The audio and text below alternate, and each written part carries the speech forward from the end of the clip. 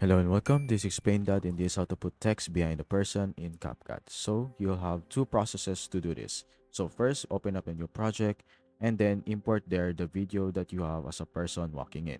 So just add a text that you want to add behind the person itself. For example, explain that as you can see here.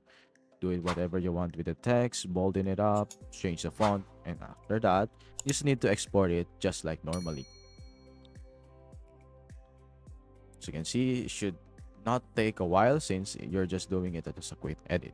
So go to another new project, export the newly edited version of it with the text inside it, and then add also the original clip below it. So after that, you just need to tap or click on the first original button and then tap on the auto cutout at the video section. So under the cutout section, you should be able to see there the processes or the cutting out section. Wait for it to finish, and after that, just drag it on top of the text video. As you can see it here, you should, when you play it, the auto cutout should do itself by the CapCut's AI, and you should be able to see there that he's walking through the text behind it. And that should be it.